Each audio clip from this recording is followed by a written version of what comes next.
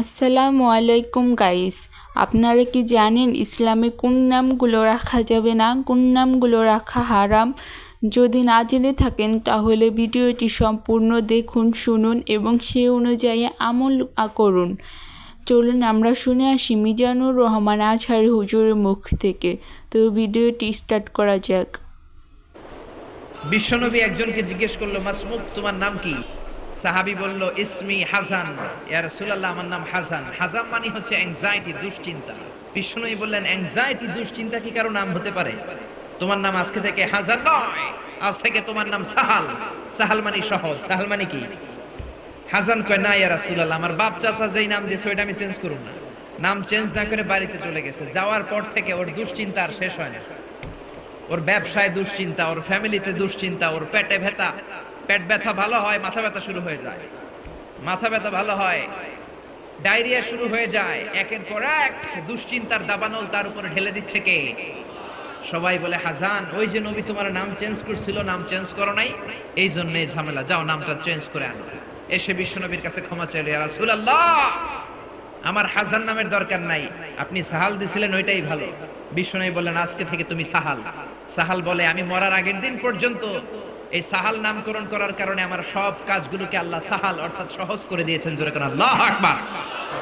আরেক মহিলাকে বিশ্বনবী বললেন, মাসমুকি, হোয়াটস ইওর নেম, তোমার নাম কি? মহিলা বলল, আমার নাম হলো আসিয়া, মানে অবাধ্য। অবাধ্য আমার নাম। ফেরাউনের বউয়ের নাম ছিল আসিয়া, হামজা দিয়ে, ওইটা আইন দিয়ে নয়। আসিয়া মানে যে অন্যের প্রতি সহানুভূতি দেখায়।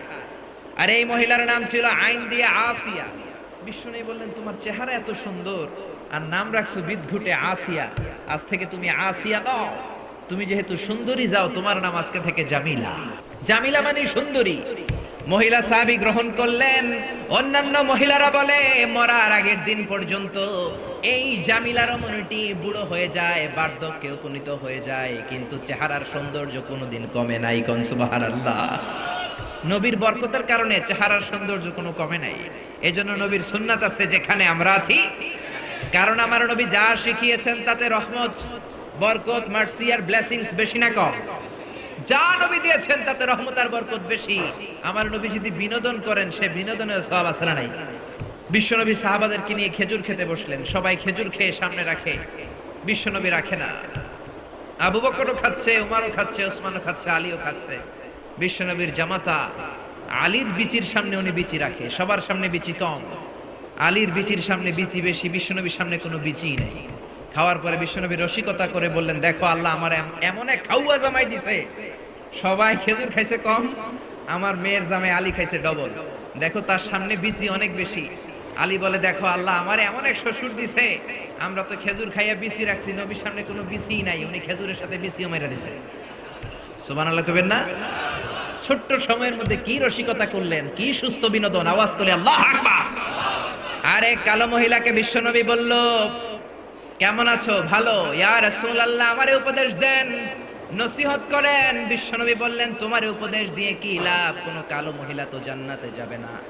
এই কথা শুনে মহিলা কান্না শুরু করেছে, মাটিতে গড়াগড়ি খায়, ডেকে বলে, ইয়া রাসূলুল্লাহ, ইয়া হাবিবাল্লাহ, আপনি বলেছেন, আল মারআতু ইযা সাল্লাত খামসাহা সামাত শাহরাহা আতাআত বা'লাহা হাফিজাত ফুরুজাহা ফালতাদখুল মিন আইয়াবিল জান্নাতি শাআত। কোন মহিলা যদি চারটা কাজ করে, নামাজ পড়ে, রোজা রাখে, স্বামীর আনুগত্য করে, লজ্জাস্থানের হেফাজত করে, এই চারটা কাজ যদি দুনিয়ার বুকে কোন মহিলা গ্যারান্টি দেয়, আল্লাহ তাকে 8টা জান্নাতের দরজার গ্যারান্টি দেয়। কোন সুবহানাল্লাহ। ও নবী, আমি তো চারটাই করি, জান্নাতে যাব না কেন? আমি কালো দেখে? বিশ্বনবী বললেন, আরে কেঁদো না, কেঁদো না, ওঠো, তুমি যখন জান্নাতে ঢুকবে এরকম কালো থাকবে নাকি? তুমি তো ফেয়ার এন্ড লাভলি হয়ে এরপরে জান্নাতে ঢুকবা। কোন সুবহানাল্লাহ।